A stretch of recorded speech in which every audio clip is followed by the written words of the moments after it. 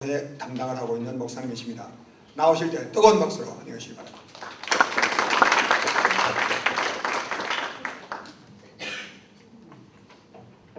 반갑습니다. 마지막 강의인데요. 제가 앞에 우리 김요셉 선교사님이 5분 더 하셨으니까 제가 5분 빨리 마치도록 하겠습니다. 제가 시작하는 거 뭐 강의의 질은 좀 안 좋을 수 있는데 마치는 시간은 확실하게 잘 지키거든요. 마지막이고 피곤하신 것 같더라고요. 우리 박수홍 목사님께서 연락 주셨는데 이렇게 쭉 와가지고 봤는데 앞에 강사님들이 너무 쟁쟁한 겁니다. 뭐 앞에 김성훈 목사님도 계신데 미국에서 유학하고 오셨다고 하고 우리 뭐 이슬람 전문가시고 저는 전문가도 아니고 여러분과 같이 이제 막 시작하는 풋내기 목사로 단 하나 영혼을 사랑하는 열정이 여러분과 비슷한 것 같습니다. 실력은 좀 부족하지만 짧은 시간 잘 들어주셨으면 좋겠습니다. 9월 11일에 아까 보니까 테러 11주년이더라고요. 저는 그거보다 더 가치 있는 게 뭐냐면 오늘 제 첫째 아들 9.11 제 첫째 아들 우리 하람이 생일입니다. 그래서 빨리 마치고 가야 됩니다. 하람이 뜻은 이제 하나님의 사람이거든요. 제가 왜 이 말씀을 드리냐면 나중에 답이 나올 겁니다. 우리 하람이가 9.11 나왔지 않습니까? 영어 앞에서 막 많이 쓰시는데 저는 영어도 잘 못합니다. 그러니까 미국에서는 레스큐 911 하더라고요. 9.11 그래서 하나님과 소방관이 되기를 기도하고 있습니다. 왜 그렇게 기도하냐면요. 하나님 우리가 삶에 따라서 다 가치를 가지고 살아가지 않습니까? 제가 생각하기에 소방관이 제가 느끼기에 참 가치 있는 일이다 이런 생각이 들어요. 그래가지고 하나님과 은혜 받으면 목사 하고 싶습니다 하면 목사도 밀어줄 용의가 있습니다. 하고 싶은 거 하겠지만 9.11에 태어났으니까 119 소방관이 되었으면 좋겠다. 그렇게 기도하고 있습니다. 좀 마음을 여시고 아이고 앞에서 무슨 얘기하노. 제가 울산교회에서 설교할 때는 막 성도님들 배꼽주의보를 딱 하고 하거든요. 근데 너무 앞에 분들이 진지하셔가지고 저는 필드에서 했던 실제적인 사역들 위주로 좀 울산교회에서 했던 것들을 설명드리고 나중에 질문 받고 그렇게 마치도록 하겠습니다. 앞에 분들 뭐 미국 유학도 하고 공부됐는데 저는 아마 선 이유가 그런 것 같습니다. 우리 아내가 몽골 사람입니다. 몽골 사람이고요. 사진을 보여주시면 참 좋을 것 같은 제 폰에 사진이 있습니다. 제 폰에 사진이 있는데 우리 아이들하고 사진이 있거든요. 안 보이시겠지만 몽골 국립사범대 한국어과를 나왔고요. 저보다 더 한국 사람처럼 생겼습니다. 그래서 우리 정문도 담임 목사님 지금 고신 총회장님이신데 이 목사 자네가 몽골 사람 같고 아내가 한국 사람 같아요. 그러면 이렇게 뽀얗고 한국어를 저보다 더 한국어스럽게 잘합니다. 억양도 잘하고 그래서 아마 제가 이 사역하고 있지 않나 생각이 됩니다.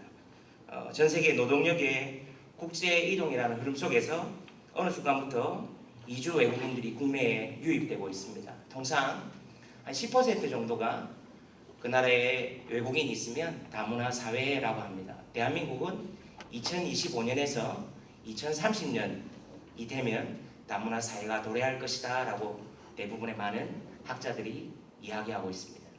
그런데요, 한 가지 변수가 있습니다. 어떤 변수가 있을까요? 제가 앞강의들을 못 들어가지고 보통 이런 포럼 가면 이런 말씀 많이 하시던데요. 하나의 변수가 있는데 2030년 전에 만약에 통일이 된다면 아마도 500만으로 가는 속도가 늦어질 것 같습니다. 왜냐하면 북한의 값싼 노동력이 남한으로 유입될 수 있기 때문에 지금 개성공단도 그렇고 그렇지 않습니까? 그러한 변수, 상수를 제외하고 그러한 변수를 놓아두고 정상적인 속도로 한국 경제가 발전한다면 아마도 한 2025년에서 2030년 정도에 500만 명의 외국인이 국내에 있을 것 같습니다. 그 중에 한 명이 누굽니까? 제 와이프입니다. 우리가 해외로 이민 갈 줄만 알았지 역으로 해외 이주민들이 우리에게로 다가올 것이라고는 생각을 못했습니다. 받는 나라에서 주는 나라로 세계 최초에 할 때마다 참 감동이 됩니다. 원래 제 아내 얘기만 가지고 보통 1시간 정도 얘기하는데요. 제가 20대 시절에 이제 하나님 제가 80년을 산다면 적어도 8년 정도는 전적으로 하나님 앞에 드리고 싶습니다. 그러한 생각을 가지고 어릴 적부터 내가 물질의 11조는 정확하게 했지만 하나님 내가 시간까지도 좀 하나님 앞에 시간의 11조 드리겠습니다. 그래서 우즈베키스탄, 카자흐스탄, 중국, 필리핀 뭐 이렇게 쭉 다녔던 것 같습니다. 그러다가 마지막에 좀 길게 나가야지 해서 나갔던 게 몽골입니다. 제 모교회가 개정제일교회인데요. 동력자들 도움으로 이렇게 나갔습니다. 선교 보내놨더만 연애만 하고 왔네 이런 말 하더라고요. 그래서 좋은 사람도 만나고 여러분 선교 나가면 좋은 사람 만납니다. 할렐루야. 예. 예. 사진을 제가 띄워주려 하다가 이렇게 무거운 포럼인가 모르고 일부러 이제 마치고 궁금하면 오십시오. 제 메인 화면에 우리 아내 하람이 예람이 둘째는 딸이거든요. 예수님의 사람 예람이 그렇습니다. 2010년에 다문화 이렇게 예산을 보니까요 한 2012년에 1,000억 정도 반영을 했더라고요. 아마도 대비해야 된다. 정부에서도 많이 이렇게 준비를 하고 있는 것 같습니다. 저도 우리 아이가 어린이집 실질적인 거거든요. 어린이집 유치원 다니는데 공짜로 다니고 있습니다. 다문화 자녀는 공짜로 해주거든요. 국적에 관계없이. 그러나 다문화 자녀이기 이전에 저는 사례가 작기 때문에 원래 공짜로 갑니다. 원래 공짜로 가는데 다문화 보육료 이래가지고 그렇게 해서 우리 아이들 둘은 공짜로 다니고 있습니다. 그만큼 어느 정도냐면 다문화 역차별이라는 얘기가 나올 정도로 대한민국은 특별히 다문화에 많은 투자를 하고 있습니다. 왜요? 앞에서 말씀드린 것처럼 많은 유럽의 국가들의 실패의 사례를 대한민국 정부도 알고 있거든요. 그렇기 때문에 교회가 발빠르게 나서고 있는 것 같습니다. 이러한 시대적인 흐름 가운데 울산교회에서는 2003년부터 이주 외국인 영어 예배부를 시작으로 2004년 러시아어 예배부, 2005년 중국어 예배부, 베트남어 예배부, 그리고 2006년에 몽골어 예배부가 설립되어서 5개 언어권에서 매주 약 작게는 80명에서 많게는 150명 정도, 14개국 정도. 왜냐하면 러시아어권 같은 경우는 러시아 사람을 제외하고 뭐 우즈베크 사람도 있고 우크라이나 사람도 있고 요즘 대한민국에 카자흐 사람들이 많이 들어오더라고요. 그렇게 해서 한 14개국에 한 100에서 150명 정도가 매주 예배를 드리는 예배 공동체로 나아가고 있습니다. 강의 안에 보면 톨레랑스를 넘어서 예수 그리스도의 사랑으로 라고 적어놨는데요. 톨레랑스라는 말은 프랑스 말이거든요. 이제 톨레랑스 잘 모르니까 네이버 선생님한테 한번 물어봤습니다. 거기 보니까요. 너 그렇게 용서하고 용납하는 것 그렇게 하더라고요. 즉 어떤 주체가 자신이 나쁘다거나 혐오스럽게 생각하는 것을 표현, 실행하는 다른 주체에 대해 박해 등의 영향력을 행사할 수 있음에도 불구하고 이러한 권력 행사를 삼가고 그 공존을 인정하는 것이다. 그 공존을 인정하는 것이다. 이 프랑스가 톨레랑스 정책을 있었거든요. 포용하고 용납하자. 프랑스도 실패했습니다. 아시다시피 프랑스 실패했고요. 독일 실패했고 독일 다문화 정책 메르켈 총리가 보면 앞서서 많이 말씀하신 2010년 10월 17일에 보면 독일의 다문화 정책은 실패했다. 유럽의 톨레랑스, 관용과 포용 이런 것들은 실패했다라고 스스로 인정하는 추세입니다. 다문화 사회 건설 시도는 완전히 실패했다. 유럽이 성숙하고 다른 사람을 이해하고 인정을 할 줄 알고 또 톨레랑스, 관용과 포용으로 이 사람들을 품어서 노동력을 이용해서 한 번 더 도약하자 이러한 것들로 유입되기 시작했는데 실패했습니다. 그러면 대한민국이 톨레랑스를 넘어서 이제는 뭐냐? 그리스도의 사랑으로 나가야 된다고 생각합니다. 그 대표적인 케이스가 뭐냐면 룻과 보아스입니다. 룻과 보아스가 어떻습니까? 다문화 가정이죠. 저희 가정이 다문화 가정이죠. 네. 룻과 보아스 이상의 다문화 가정을 만들기 위해서 노력하고 있습니다. 제가 몽골어를 잘 못합니다. 왜요? 우리 집사람이 저보다 한국어를 잘하기 때문에. 예. 그러니까 룻과 보아스가 성경의 다문화 가정이거든요. 그런 어떤 다문화 가운데 룻이 보아스와 사랑의 언약 공동체로 나아갔던 것처럼 어떤 톨레랑스 수준이 아니라 제가 말하는 것은 그리스도의 사랑입니다. 울산교회 한번 오실 기회가 있으면 좋은데 봉사자들이 사역자 수준입니다. 아침에 새벽기도 나와가지고 성가대하고 사람들 태우러 갔다가 저희들보다 늦게 퇴근할 때도 있습니다. 전적인 헌신과 사랑. 전에 여기서 러시아 송비 20주년 할 때 한 발제자분이 이런 말 하더라고요. 한국교회 이렇게 헌신하고 사랑하는 건 너무 좋습니다. 그때 수영로 교회도 있었던 것 같습니다. 근데 그 발제자분이 했던 말이 제가 기억나거든요. 이런 말씀 하시더라고요. 전적으로 사랑하고 헌신하는 것 넘어서서 자립할 수 있는 모델이 되는 교회가 나왔으면 좋겠다. 저희도 울산교회도 그게 고민입니다. 헌신하고 정말 시간을 투자하고 물질을 투자하고 다 해주는데 자립이 쉽지가 않습니다. 예. 노동 한 달에 노동해가지고 신방도 가고 회사에 가고 하거든요. 그들이 11조 내는 게 쉽지 않습니다. 헌금하는 게 쉽지 않습니다. 그런데 거기 가기까지 어디까지 해야 될까라는 우리 이념의 어떤 관념의 스펙트럼이 있지 않습니까? 어디까지 우리가 돕고 섬겨야 될까라는 고민이 늘 있습니다. 우리 한국인들이 어디까지 섬겨줘야 될까? 그래야 이들이 자립하고 예수 그리스도를 만날까라는 고민이 있습니다. 나중에 차후에 목사님하고 제가 일화를 하면서 이 고민에 대해서 조금 답을 드리도록 하겠습니다. 그 다음에 두 번째는요, 제가 얘기하고도 좀 감동받는 말인데, 한국 교회가 동화의 가치를 넘어서 공존의 가치로 가야 됩니다. 아까 톨레랑스 실패했다고 했지 않습니까? 그리스도의 사랑으로 가야 된다고 했는데 동화의 가치가 아닙니다. 대한민국 한국 교회들, 저도 마찬가지입니다. 저도 우리 아내에게 마찬가지입니다. 열방을 사랑해서 외국인하고 살고 있음에도 불구하고 당신 김치찌개 먹어 이렇게 하고 있거든요. 한국 음식 해줘 이러거든요. 그건 동화죠. 너희 외국인들 나처럼 돼, 이거 동화죠. 그들과 공존하는 겁니다. 문화를 인정하는 거죠. 아까 이슬람을 인정하는 그런 수준이 아니라 몽골 사람들 너 보츠 먹구나, 호쇼로 먹구나, 만두 먹구나, 그렇게 먹어, 여기서 먹어, 그러면서 열심히 일해줘. 그게 뭡니까? 그게 공존하는 거죠. 동화 뭡니까? 한국 교회 제가 생각하기에는 90% 이상 한국 음식 대접하고 한국 거 주면서 맛있죠? 우리 거 물론 전하는 거 필요합니다. 나중에 제가 울산교회에서 설립한 밝은 미래 복지센터에 대해서 좀 얘기할 건데요. 한글 가르쳐주러 갑니다. 한국 선생님들. 우리 대부분 90% 봉사자가 울산교회 집사님들입니다. 그럼 제가 이렇게 주문했습니다. 캄보디아 사람한테 가가지고 50분 수업하면 40분 동안 한국어 가르쳐 주십시오.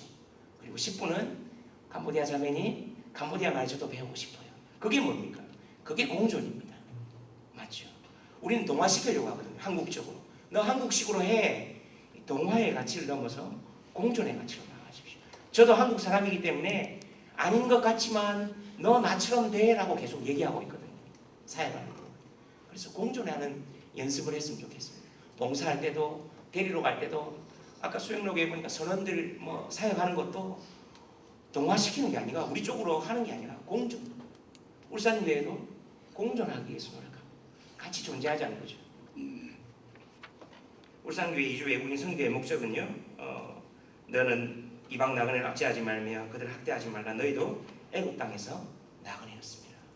제 국적은 내셔널리티는 한국이죠. 우리 집사람 몽골입니다. 바꾸지 않습니다. 왜요?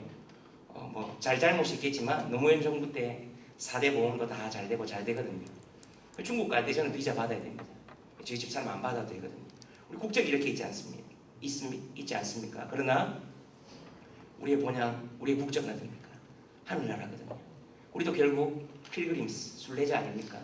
이 땅을 살아가는. 그래서 그러한 마음으로 외국인들 대해 주셨으면 좋겠습니다.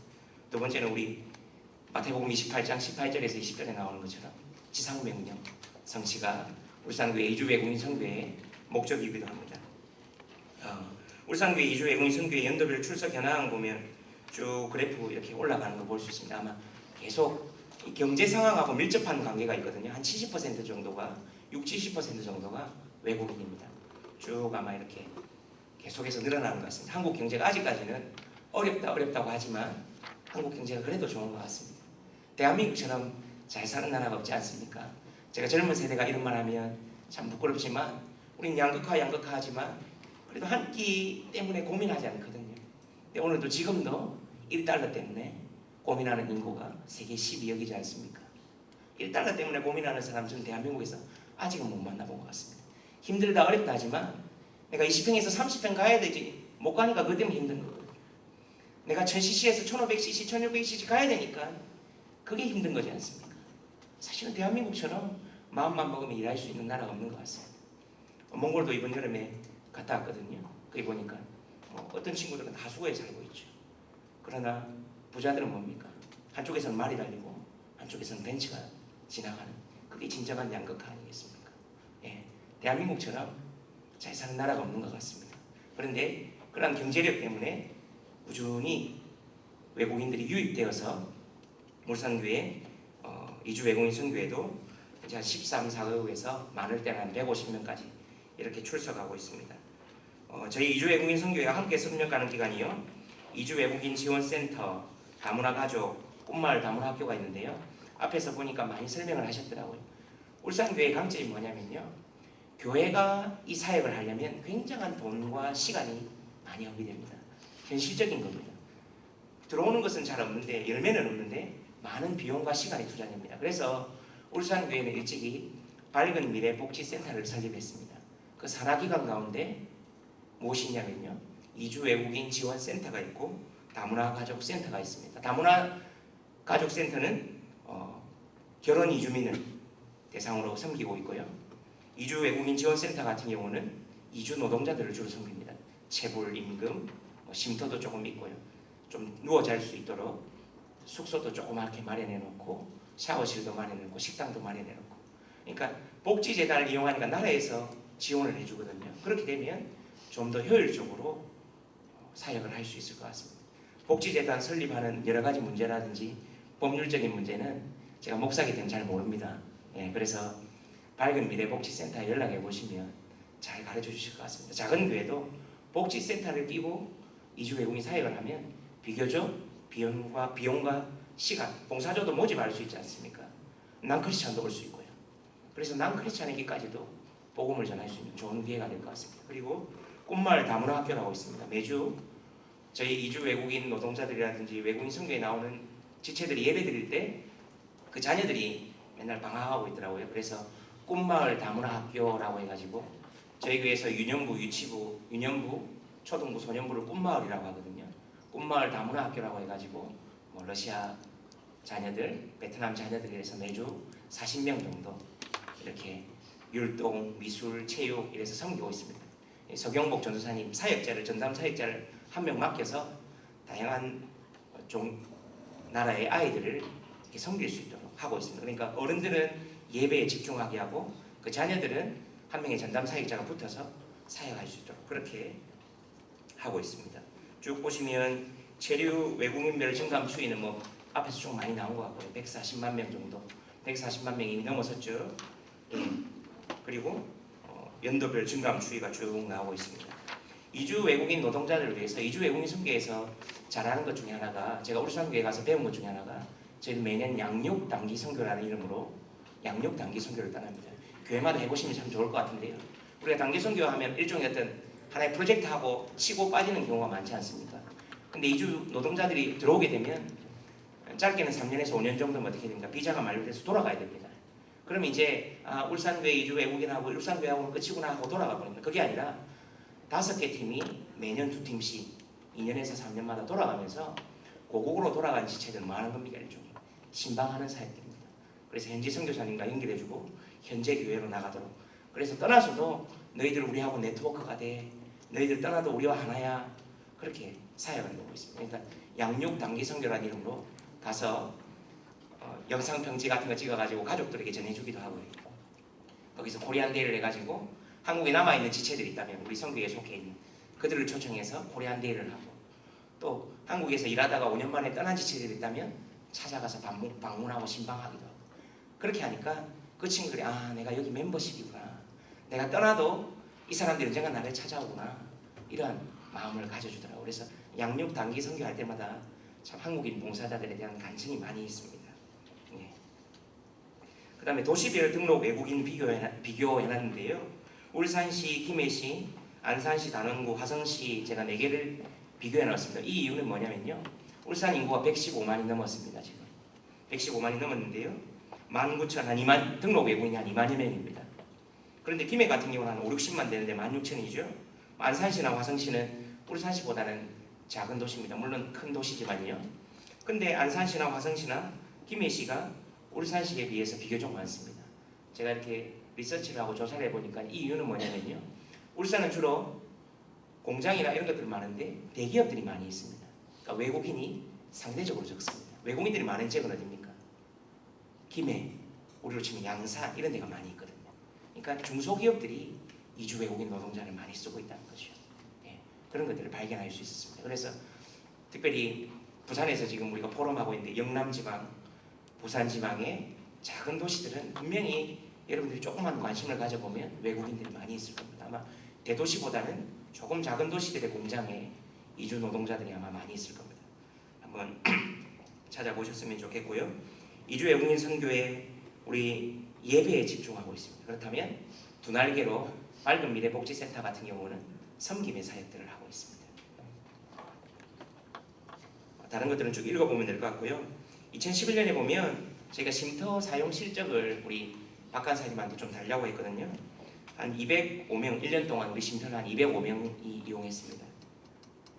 그리고 그들에게 임금도 체불한 것도 도와주고 직장도 구해주고 하면서 사역을 했습니다. 그러면서 제가 앞서 말씀드리니까 하고 연결해가지고 이 사람들을 도와서 어디까지 도와야 될까? 그리고 어떻게 이들을 케어해야 될까라고 생각했는데 계속 밑빠진 독에 물 붓는 것 같더라고요. 힘들더라고요. 봉사자들도 지쳐가고 처음에 1, 2년은 열정을 하지 않습니까? 3년, 4년 가면 저희들끼리 봉사자들하고 우스갯소리로 이주 외국인 선교회는 3D라고 하거든요. 제일 교회하고 떨어져 있어서 교회에 별로 드러나지도 않고 별로 사람들이 인정해 주지도 않고 물론 그거 위해서 하는 거 아니지만 집사님들 하루 종일 고생했는데 교회에 떨어져 있으니까 아이고 박 집사님 오늘 예배 드렸습니까? 이렇게 얘기하고 얼마나 힘드시겠습니까? 그런데 이주 외국인 쉼터 사역, 선교회 사역을 하면서 제가 어떤 걸 했냐면요. 보면 우즈베키스탄이나 카자흐스탄이나 뭐 이런 사람들이 이슬람 나라에서 와서 이용을 합니다. 그들이 예수 안 믿습니다. 복음도 못 전합니다. 그냥 한 2주 있다가 노자하고 있다가 갑니다. 그런데 다른 목사님께는 말씀하더라고요. 목사님 어디까지 도와야 됩니까? 너무 힘듭니다. 이렇게 하니까 이 목사 적어도 우리가 이슬람권에 있는 친구들을 섬기면 그들이 고국에 갔을 때 우리에게 적대적인 관계는 안 하지 않겠냐 이런 말씀하시더라고요. 우리가 우즈베키스탄으로 또는 터키로 단기 선교 갈 수 있지 않습니까? 그런데 적어도 우리 울산교회 이주 외국인 선교센터 쉼터에 있었던 친구들이 무슬림이다 하더라도 적어도 그 친구들이 우리가 그때 단기 선교 갔을 때 적대적으로 하지는 않지 않겠냐. 뭐 무관심할 수 있고 방관할 수 있지만 그런 거 보면서 좀 힘들더라도 이 사역하게 이런 말씀해 주시더라고요. 제가 목사님 말씀 듣고 많이 감명을 받았습니다. 지금은 열매가 없는 것 같은데 적어도 그들이 고국에 들어갔을 때 무슬림들이 적어도 한국에서 내가 그래도 은혜 받았지 그래도 그 사람 나를 섬겨줬지 했을 때 적어도 적은 안 되지 않겠냐 이런 말씀 하시더라고요. 그 말이 굉장히 일리가 있는 것 같습니다. 우리가 지금 하는 사역들이 예수 믿어요 예배 나와요 저희들 다 못할 때가 있습니다. 그렇지만 그들이 적어도 고국에 돌아갔을 때 적은 안 되지 않겠냐 이런 마음으로 그러니까 좀 한결 마음도 편하고 목사님 아마 이렇게 힘을 주기 위해서 그런 말씀 하셨던 것 같습니다. 예.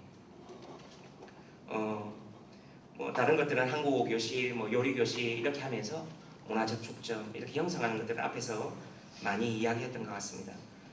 제가 사업 같은 것들도 조금 뽑았는데요. 예를 들자면 저도 SK에서 후원을 해가지고 울산 SK에서 아버지 당신은 행복한 가정의 지휘자입니다.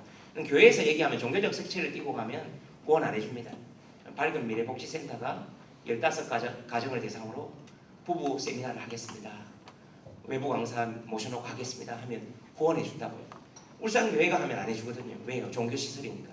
그런데 밝은 미래복지센터가 하면 작년 같은 경우에는 1165만원 SK에서 예를 들자면 근데 1165만원 행사해야 되는데 교회 재정 청구하면 50만원도 쉽지 않거든요. 사실 이런 것을 복지센터를 통해서 후원하면 그 중에 15가정을 초청하면 밝은 미래복지센터에서 저희의 우선 광고를 해줍니다. 그러면 저희 이주 외국인 센터 가운데 이주 외국인 선교에 참여하는 예배자들 10가정 먼저 집어넣죠. 그리고 나머지는 5가정은 광고해가지고 모아놓고 그렇게 하면 적은 비용으로 많은 효율 그러니까 복지센터와 함께 사역을 하니까 그런 이점들이 있던 것 같습니다. 결혼 이민자 자녀들을 위한 선교도 앞서 말씀드린 것처럼 꿈마을 다문화 학교라는 이름으로 전임 여전도사님 붙어가지고 유아미술 또는 그들이 진짜 폭탄이지 않습니까? 나중에 컸을 때 그들을 성경으로 말씀으로 활동을 통해서 그렇게 양육하고 있습니다. 이주 외국인에 대한 우리의 자세를 마지막으로 제가 얘기하고 마치려고 합니다. 첫 번째, 이주 외국인에 대한 종교와 문화에 대한 이해를 가졌으면 좋겠습니다. 앞서 말씀드린 것처럼 동화의 가치가 아니라 공존의 가치로 접근해 주십시오. 제가 여러분들한테 아마 우리 이주 외국인 봉사자들 하니까 2명에서 3명 손 들더라고요. 50명 중에. 여러분 자녀들 아마 있을 겁니다. 외국인하고 결혼한다고 나왔다면 손 들어보라고 하면 우리 어머니 같은 분들도 있으신 것 같은데 몇 명 오케이 하시겠습니까? 저희 어머니도 아마 많이 고민하셨던 것 같아요. 나중에 얘기하시더라고요. 얼굴 새까맸으면 내가 반대하려고 했다. 얼굴도 하얗고 한국말도 잘하니까 아마 이 목사 잘 도와줄 것 같다. 그런 말씀하시더라고요. 동화의 가치가 아니라 너 나처럼 내가 아니라 공존하자는 거죠. 상대방도 인정하고 나도 인정하면서. 그러나 디아포라 뭡니까? 본질의 문제, 본질의 뭐 아디아포라 말고 디아포라의 문제에 있어서는 복음에 대해서는 우리가 이주 외국인들에게 타협해서는 안 되겠죠. 예, 문화를 이해하고, 그러니까 이해하는 거, 한국인 봉사자들이 내 방식으로 아니라 먼저 봉사자들 교육이 참 필요한 것 같습니다. 그들의 문화를 알고 선교도 한번 다녀보고 그 땅도 밟아보고 하면서. 그리고 두 번째는 접촉점을 형성하는 겁니다. 뭐 다양한 것들 하죠. 저희 설날 같은 경우, 추석 같은 경우는 몽골 음식 만들기, 뭐 러시아 팀 같은 경우는 작년 겨울에 양산 에덴밸리에 가지고 스키 교실 이렇게 해가지고 접촉점을 하는 거예요. 불신자들 계속 전달할 수 있도록. 그리고 교회 안에서의 역할을 부여하라. 한 가지 좋은 케이스가 나왔는데, 러시아 예배팀에 옥사나라는 자매가 있습니다. 저희 울산교회가 1부, 2부, 3부 하면 매주 한 2,500에서 3,000명이 예배를 드리거든요. 나올 때 뭐 하냐면 마당 앞에서 마당 카페를 합니다. 그럼 대부분 권사님들이나 집사님들이 봉사를 하시거든요. 근데 러시아 지체가 노란 머리 해가지고 예쁘게 탁 앞치마하고 카페 차 봉사를 하고 있습니다. 차 봉사 젊은 집사님들이 다 누구한테 차 받으러 가겠습니까? 우리 러시아 결혼하셨지만 특이하기도 하고 이렇게 봉사하고 있구나. 교회 안에서 그들이 우리의 교육받아야 될 피교육자가 아니라 교회 안에서 역할을 부여했으면 좋겠습니다. 그래서 교회 안에서 차 봉사도 하고요, 운전 봉사도 하고요. 우리 베트남 투원 목사님 같은 경우는 본인이 차 몰고 다니면서 봉사하고, 물론 사역자이기 때문에 그런 거지만 역할을 부여하고 했으면 좋겠습니다. 다른 것들은 한번 읽어보시면 좋겠고요. 앞서 말씀드린 것처럼 제가 가치란 말 드렸지 않습니까? 제가 하나님을 처음으로 얘기한 이유가, 제가 생각하기에 목사도 너무 가치 있고 존귀하고 정말 저 이 일이 참 너무나 좋습니다. 그런데 제가 생각하기에 우리 인생에 어떠한 가치를 두고 사느냐에 따라서 그 사람에 대한, 또는 그 인생에 대한 변화가 있는 것처럼, 제가 생각하기에 텔레비 나올 때마다 소방관이 너무 멋있어 보이더라고요. 그래서 우리 하나님에게 기회가 되면 진짜 사람을 살리는 소방관이 됐으면 좋겠어. 권사님들이 뭐라 하더라고요. 이 목사, 하나님이 목사 시켜야지. 그럼 소방청장 정도 하겠습니다. 이렇게 권사님들한테 얘기하거든요. 무슨 말이냐면, 이러한 가치, 동화의 가치가 아니라 공존의 가치, 톨레랑스를 넘어서 그리스도의 사랑, 또 뭡니까? 여러분의 안에 있는 외국인들이 내가 돈 좀 있어서 경제적으로 그들을 돕는 게 아니고 그들이 나의 동력자다라는 마음으로 교회에 시작하시면 아마도 아름다운 결실들이 5년, 10년, 20년 뒤에 일어날 줄 믿습니다. 부족한 강의였는데 들어주셔서 감사합니다.